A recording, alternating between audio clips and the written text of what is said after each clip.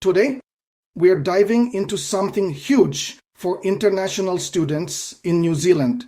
Seriously, your whole work-study balance could be about to shift because there's a major update coming to your visa work rights. So if you're studying in New Zealand right now, or even just thinking about it, you're going to want to listen up. This is some big news that's going to hit your wallet and your schedule. Let's break down exactly what it means for you. All right, here's the bottom line. The government is upping the number of hours you can work while you study.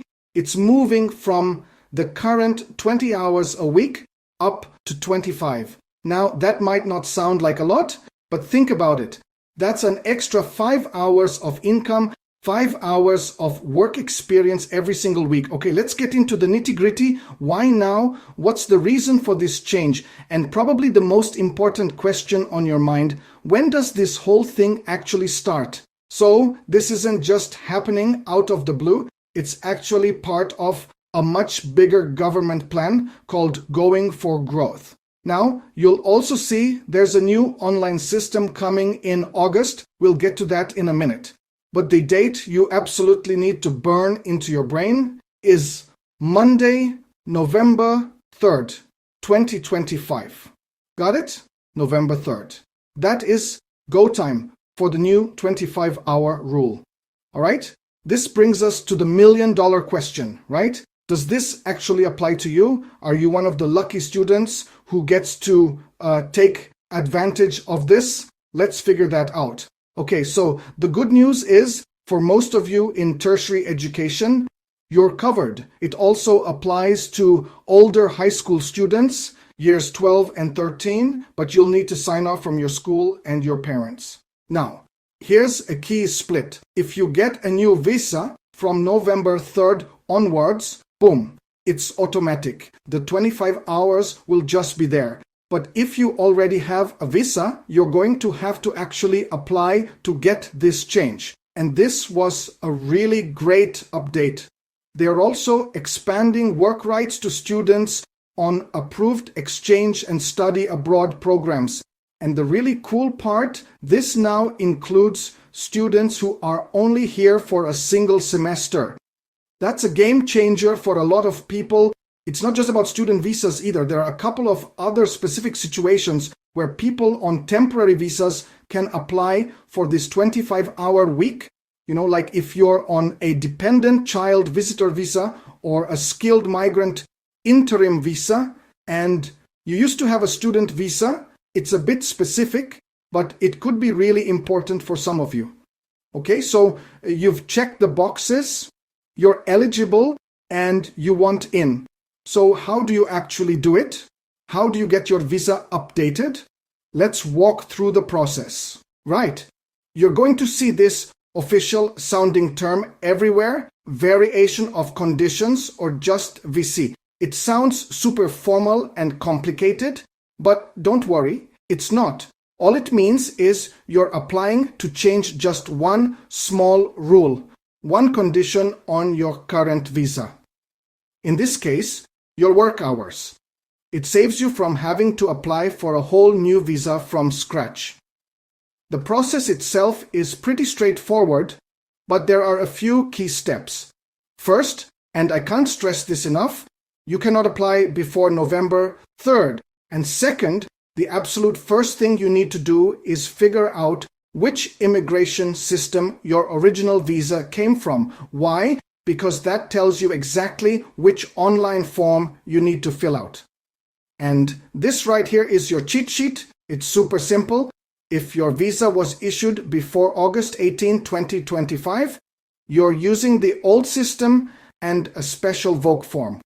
If your visa was issued on or after August 18th, you'll be in the new enhanced online system and you'll find the VOC application right in there. Seriously, getting this part right from the start is going to save you a massive headache. All right, let's talk money. This isn't free, unfortunately. Applying for this variation of conditions to get those extra work hours is going to cost you $325 New Zealand dollars.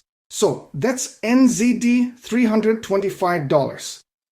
Okay, we've covered the how, but there are a few other really important things to keep in mind. These are the details that can easily catch you out, so you'll want to listen closely to this next part. So let me ask you, are you thinking about maybe switching your university or changing your course or your level of study?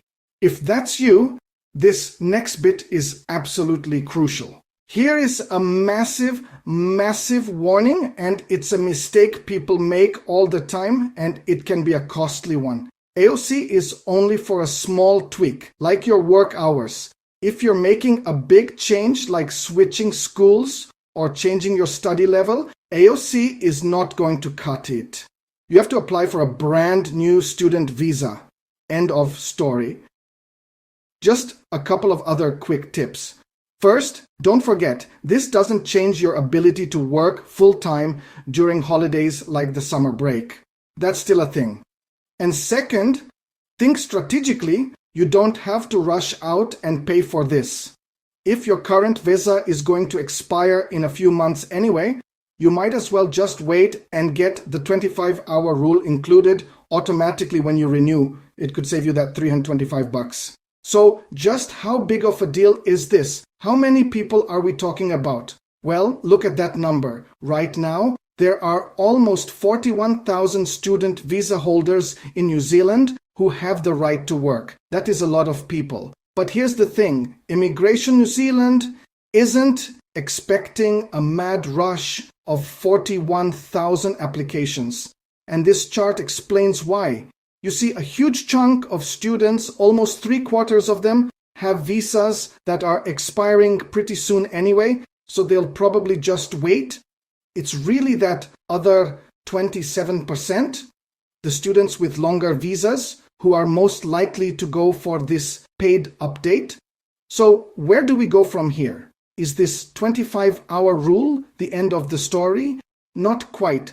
Let's take a quick peek at what else might be coming down the pipeline for international students. Yeah, this move to 25 hours seems like it's just one piece of the puzzle. The government is also looking into other stuff, like maybe a new short-term work visa for some graduates, and just generally making the whole visa process smoother. So yeah, definitely keep an eye on this space for more news. And that's the whole story. Everything you need to know about the new work rates for student visas. So it really all comes down to this one final question for you personally. Having more options is fantastic, but it also means making choices. With these extra 5 hours in your week, how are you going to balance it all? Your studies, your job, and just your life here in New Zealand.